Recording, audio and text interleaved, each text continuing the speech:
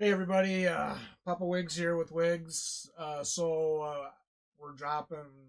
going live here to talk about draft strategy. So we're gonna do a few live streams here covering the different draft strategies that you could go into with all the fantasy football drafts coming up. And so today we're gonna focus on a running back heavy strategy that a lot of people like to use. So before we jump into it, we're we're doing this based off of a 12-man team league, where you've got one QB, two running backs, two wide receivers, one tight end, one flex, one kicker, one defense, and seven bench players. So that's going to give you 16 rounds to draft. So as we're going through this, we'll reference some names and stuff in each rounds too, just to give you, a visual of the actual, people that could potentially go depending on, what kind of draft you're doing. If it's a brand new redraft league or whatever. And then we'll talk about each of our strategies with a running back strategy draft, in regards to how many running backs we would draft, how many receivers, tight ends, so on and so forth, and we'll break it down on each round. So with that said, Wiggs, do you want to add anything? No, I think we just dive right on into it here. So if I was picking here in the first round with an RB heavy strategy, I'd be looking to obviously take a running back right away. So my look would be kind of Christian McCaffrey if he was on the board, Bijan Robinson, Brees Hall, maybe a Kyron Williams or Jonathan Taylor maybe. Yeah. Same here. I mean, obviously, first round, I'd be looking at a running back strategy. I know some people might say, well, what if a defensive guy, or not defensive, or wide receiver drop down, whatever. We're going off of the philosophy that the person that's drafting here is really focused on wanting to start two running backs and have a running back flex. So that's kind of what we're looking at. So Round two, we'd be doing a snake draft, so it would be your pick here. yeah, so round two, again, it would definitely be a running back. Um, you know, for round two. So that's what I would be drafting here. Um, and just to reference, uh, some potential running backs that you can look at here. This is, someone you could look at, drafting here outside of, Bijan or those guys is maybe like Travis Etienne or Isaiah Pacheco, um, something like that. Potentially, there's other ones. Sorry, I don't have it off the top of my head. But or you could also look at potentially Barkley, Taylor, um, you know at this point as well. And then me personally, I would actually rather go with just locking down a wide receiver one here. I know it would be a running back heavy strategy, but I like the aspect of having at least one wide receiver one on my team, which at this point would probably be someone like Devonte Adams or Chris Olave, Brandon Ayuk maybe. If Marvin Harrison were to drop down, you could have him as well. But um, moving into the third round, this is where I would end up taking a second running back. This would probably be around the likes of like Derrick Henry, if Pacheco were to drop down in the third round, or ETN, Kamara, Mixon, a bulk of different players here, just kind of would depend on who's on the board there for you guys. Now, for me, I've seen in an RB heavy draft for somebody, I've seen it go one of two ways. I've seen somebody actually draft three running backs in a row. So if you just if that's the strategy you're going with, um, then I would I'd be looking at because a lot of people might want to lock down their flex running back at this point and get somebody. And again, not saying it would happen, but you never know. You might be able to, pin down, like Wiggs said, a Derrick Henry. You might be looking at like a Kamara, a Cook, a Mixon. Me personally, at this point in an RB heavy draft, I would probably draft a wide receiver here. That's just me because I would want to lock down a receiver in the third round. And you still have some really good options at receiver at this point. You could see guys like, Pittman or Moore, even, Mike Evans, Nico Collins, someone like that you could, pin down, at wide receiver. And that's what I would look at personally, just to try to lock down that number one wide receiver, uh, in the RB strategy draft. And then that would lead me into round 4, which would be, again, round 4 for me, in an RB strategy draft. I would be looking at a running back at this point. And so, this is where you could look at, maybe, a James Cook, a Mixon, Rashad White type player.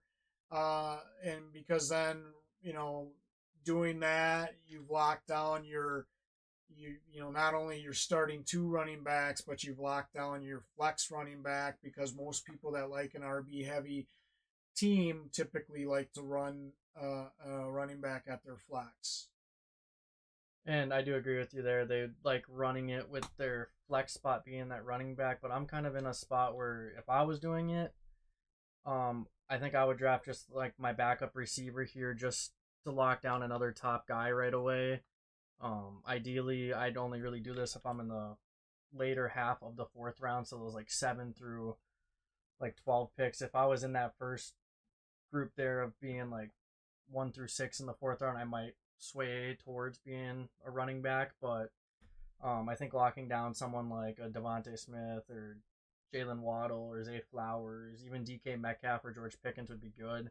You'd be setting yourself up for success at both positions still, but then moving on into the next round, I'd go right back to the bread and butter of getting a running back here, because I think you can still get a solid flex running back if you wanted to run them at a flex.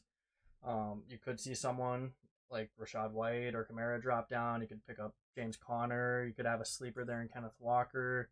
You still have Aaron Jones, Stevenson. You still have a bunch of options there, and I think locking myself down with my second receiver and then getting a third running back right there would be ideal. Yeah, so for me in the 5th round, I'd be looking at drafting a wide receiver as my number 2 guy. There's plenty of guys that could potentially drop down here. You could be looking at a Pickens, a Metcalf, either even someone like Cooper, Napers. You might see Tank Dell or Keenan Allen or T. Higgins drop down as well. So those are all quality receivers that you could have as as your number 2 guy.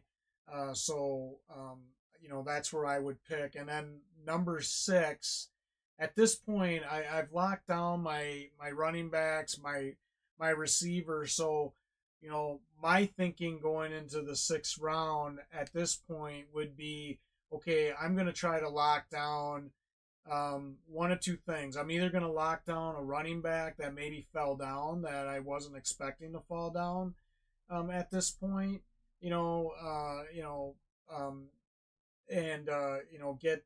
get them at this point, or I might look at getting a QB, depending on how the scoring is in your league with quarterbacks. And so to me, that's what I'd be looking at. So let's just say the running back, that I didn't fall down. I'd probably draft, a quarterback here. I think that there's a lot of guys that you could look at here at quarterback. You could look at, potentially drafting a Burrow, Richardson. If you're a fan of Prescott, you could. I'm not. The guys I'd be looking at here is potentially Burrow, Richardson, Jordan Love, Brock Purdy. Those are all guys that could potentially drop down there. And depending on how your scoring is in your league, and if none of your guys at running back that you were hoping would be there drop down, then that's where I would take a quarterback. In the sixth round here for me, I'd personally stick with just picking another running back. I'd be locking myself down another bench running back, and here in the sixth round, you could actually get away with quite a few good ones still. You could still get Stevenson if you were to drop, Swift, Jones, got Pollard, Harris. You could even take like a chance on like Zamir White or Nick Chubb, who's going to start off the year hurts. You still have a lot of options, and I think shortly after like this round and the next round, they start to dwindle down a little bit. So I think it'd be a safer bet to drafting another running back right here in this spot. And then in the next round, you could take your quarterback. You'd still have quite a few mobile ones, and like Kyler Murray, Caleb Williams. You still got Love and Purdy out there. Me personally, I'd play it more so on a little bit of a safer side, and I think I would lock down another wide receiver just to have a bench guy. Just because having that depth and having like a backup receiver here at this point is still nice, and you can still actually get quite a few good receivers. And I think moving into like round 8, I could see myself finding a quarterback still of value. But I'd be looking more so for like a McLaurin, an Addison, Deontay Johnson. You could pick up a rookie in Coleman or McConkey. You have a few options there, and you're not running yourself thin at that wide receiver spot still. Yeah, so for me in round 7, at this point, again, we're focusing on running backs. A running back strategy draft. So at this point, I would be looking at another running back, and I would, you could get,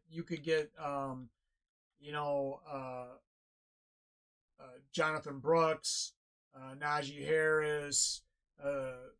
You could look at as Zach Williams, a Pollard, um, Zamir White.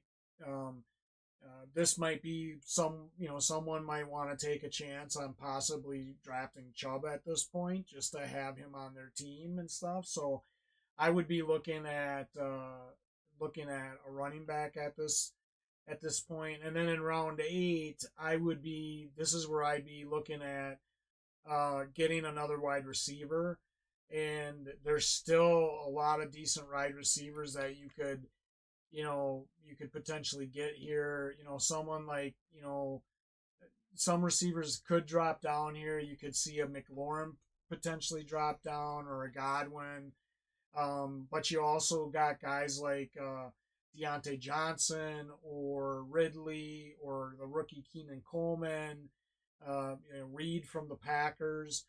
Those are all good, really good guys that you could solidify your bench receivers with, because most likely you're not going to be playing a receiver at your flex if you're a big RB guy. So that's where I would focus on round 8. In round 8, this is probably where I would end up drafting my quarterback. Like I said, you can make an argument for round 7 if you're really feeling like nervous or just really wanted your quarterback at that point in time. I still think in this round you could find yourself with a solid quarterback.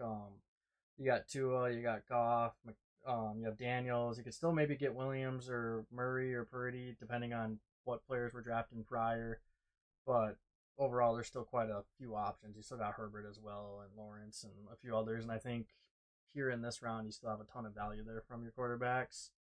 Moving forward, I would actually probably. I'm thinking if you're wanting a running back heavy team, you probably want to get one more running back right here in this spot, because I think you can get some pretty solid value out of a few running backs in Eckler or Brian Thomas or Brian Robinson, Tajee Spears. You still have Singletary down there, Jalen Warren. You have a bunch of options there, and that would solidify yourself with a 5th running back there. Yeah, so for me, round 9 would be one of two things. It would be either a running back or a tight end. So for me personally, if somebody like um, you know, Brian Robinson or Jalen Warren drop down to round 9, I probably would focus on getting them. If me personally, if I didn't see, a couple guys like them drop down to round 9, I probably would focus on getting my tight end because there's still.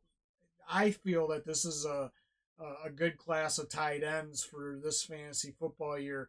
You could get yourself Schultz from Houston or Njoku from Cleveland. If you're a Dallas fan, you could look at Ferguson.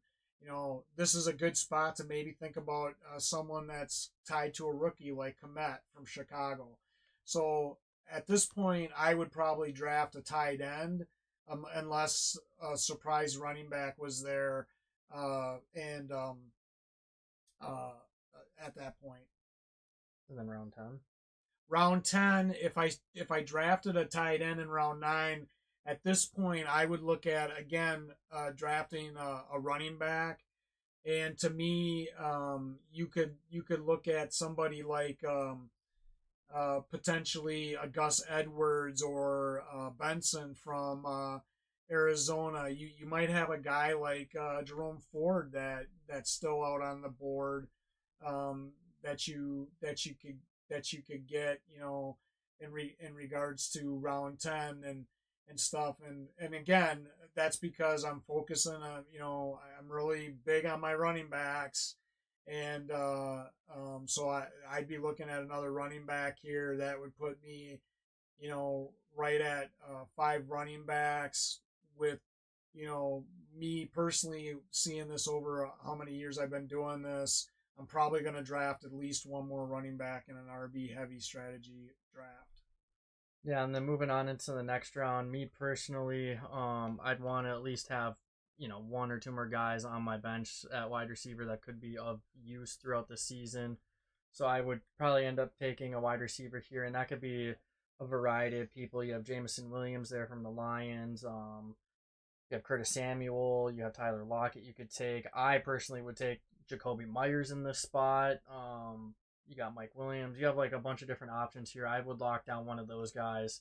That gives you at least 2 bench wide receivers, which will be nice to have later on, and it just locks down that while still having a strong running back core. And then moving forward, I would end up taking my tight end right here, which still could be a bulk of decent tight ends here. You could see Cole Kmet. You have T.J. Hawkinson, who would be hurt right away, but you still got um, Goddard from Philly. You have Fryermuth. You still have Musgrave. You have a few options there that you can take from.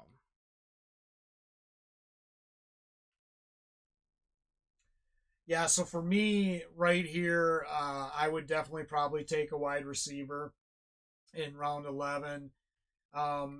This at this point, this is where I'd be looking at, to Wiggs's point, maybe a Jacoby Myers. I personally, at this point, would be looking at, you know, some of those guys that I think have the potential to pop off. So, like a Mitchell from Indianapolis, the rookie, I'd be looking at him. Shakir from Buffalo, you never know. You got Jerry Judy from Cleveland. Those are, Lockett from Seattle. Those are some guys that might fall down to that round 11, that you could potentially look at getting. And then round 12, um, this is where I would look at rounding out my running backs right here, um, in regards to, and that's where I'd also round out my probably my wide receivers in an RB heavy draft. But round 12, this is where I would look at rounding out my running backs. I'd be looking at, somebody like, maybe a a Dobbins from, the Chargers. You could make a case for looking at like Hubbard from Carolina, Wright, the rookie from Miami, or Ty Chandler from Minnesota.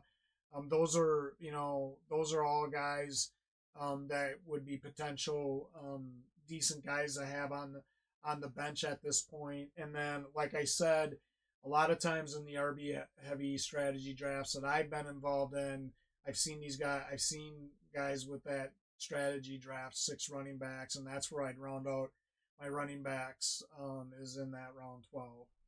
Yeah, and then for me, I would end up doing the same thing. I'd be drafting a running back here, which would end up being someone like you said, J.K. Dobbins, or um, maybe a Rico Dowdle or Antonio Gibson as a receiving running back would be nice in PPR leagues.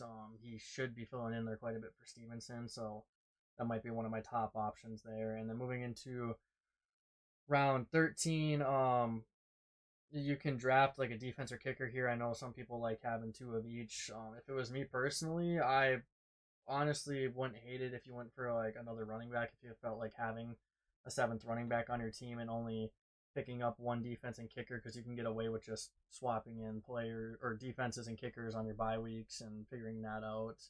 Or if you have an IR spot open up, you can just pick up a defense at any point. So I would end up probably taking another running back here. I'm a big fan of just running one defense and one kicker personally. So I'd strengthen up my depth chart a little bit more with that. You could make an argument for another tight end if you want to back up tight end. But I think you could possibly wait on that and get like a solid backup in the next round. Yeah, so for me, round 13 is always an interesting one. I agree with Wiggs. I think there's a few different ways you could go.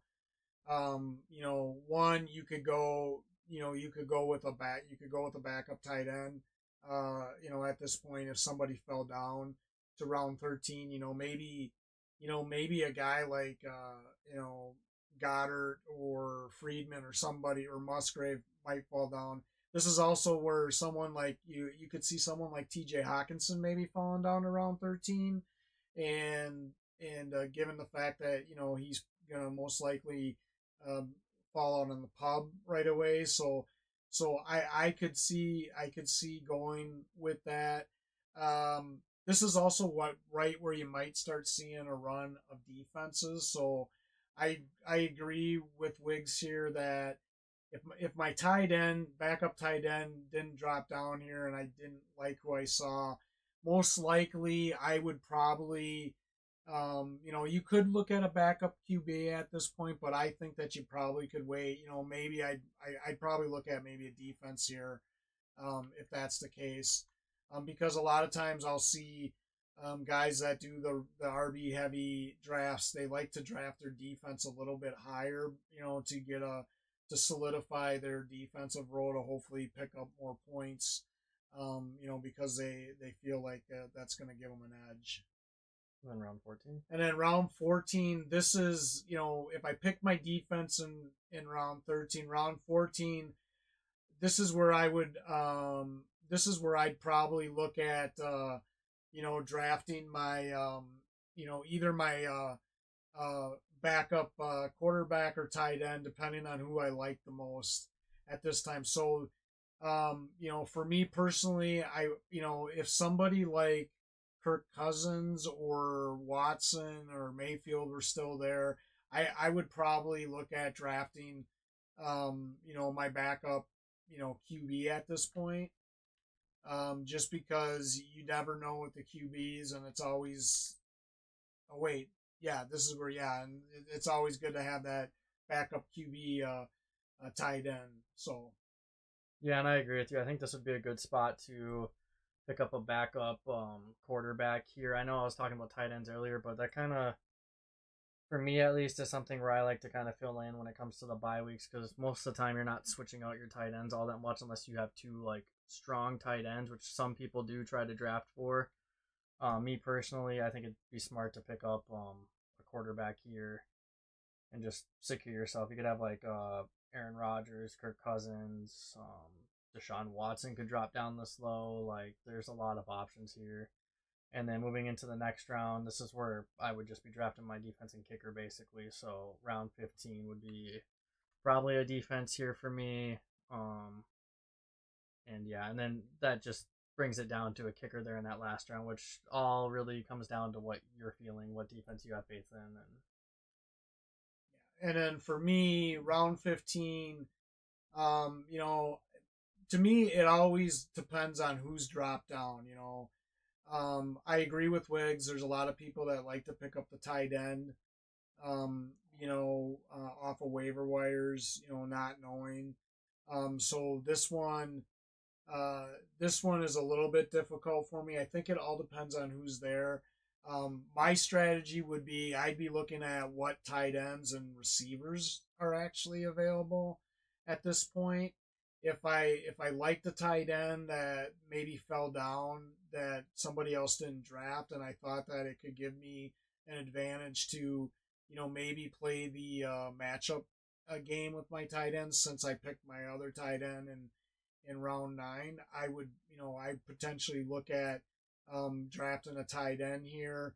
If my tight end wasn't here, then I would draft a wide receiver. Um, I think it all depends on who's there. So in this example, let's just say there wasn't a tight end that I didn't like here. I would look at drafting a wide receiver because you could potentially get some of these diamonds in the roughs. You could get a Dontavius Wicks, possibly. You could possibly get Adam Thielen. Who knows? Dotson could fall down from Washington. You just never know. And then, you know, I'm like Wiggs. I know some people like to go after the best kicker, who they think the best kicker is going to be. I don't. I don't do that. I'll draft a kicker in the last round every single time. And I won our fantasy league last year, and I've won multiple leagues, so my that strategy's never failed me in the past. Um, that kind of covers the RB strategy, um, uh, a draft. So for PPR again, this like we talked about, this is just our opinion on what we would do. We're going to be covering 3 other draft strategies.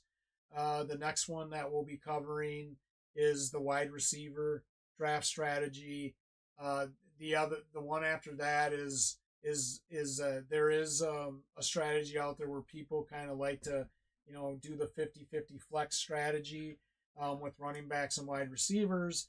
And then there is a strategy where some people like to just go out and they draft their starters and then they go right into their bench players after that. So we're gonna visit those 3 strategies as well on our next videos. The next one's gonna focus on wide receiver strategies. So again, things change, right? Just because we put this here, that doesn't necessarily mean that's how it's going to fall out. Just like I said in Wiggs, I think you probably would agree. I think when you get into later rounds, it all kind of depends on, what players maybe potentially fell down that you didn't expect. That could potentially switch when you draft a certain position and stuff. But this kind of gives you an idea of what myself and Wiggs are thinking when we go into a PPR RB heavy strategy for a 12-man league. So, Wiggs, did you want to add anything? And yeah, like you were touching on, like sometimes this doesn't always stay the way you plan. Like players drop down that you might want to take. For example, in my round 1, if I got Christian McCaffrey and then the next round for some crazy reason, if Bijan or Brees Hall dropped down, I would have been thinking a running back right there, and I would have just flip flopped rounds 2 and 3 then. Or Yeah. I might have even drafted a third running back right away. You never know. Like it just you have to be able to adapt. Like you're gonna go in with a plan. That plan is never fully gonna stick. It's always Right. gonna change. So And let me just say again, I just want to point out a lot of, not me personally, but a lot of times the way I've always seen an RB strategy shake out is, especially in a 16 round draft, with the positions that we laid out, as I've always seen 6 running backs, 4 wide receivers, 2 quarterbacks, 2 tight ends, a kicker, and a defense. Um, you know, I know people that specifically that's what they do when they believe that running back, you need to have a running back strategy and stuff. So I'm a little bit different when it comes to that. When I get later in the rounds, if I don't like backup tight end that's out there. I'm like Wiggs. I'll play the tight end game on the waiver wire, and I'll go with another wide receiver. Yeah. So I just want to restate that it's not uncommon to see another tight end on this list in replace of a wide receiver, and you have six, like I said, six running backs, four receivers, two tight ends, two QBs, and a kicker and a defense. But yeah, I think other than that, we're pretty good. All right, I think that's all that we wanted to cover with the RB strategy. Hopefully, you guys find this beneficial. Make sure you subscribe. Check us out on YouTube at Fantasy Fools PPR. We're also out on TikTok, uh, Snapchat, Instagram, X. Give us a follow, give us a like. We definitely, appreciate any feedback. Obviously we're just two fantasy fools that are giving our opinions, right, Wiggs? Yep. So hopefully you find this beneficial, and again, we'll be tackling the next draft strategy in an upcoming stream.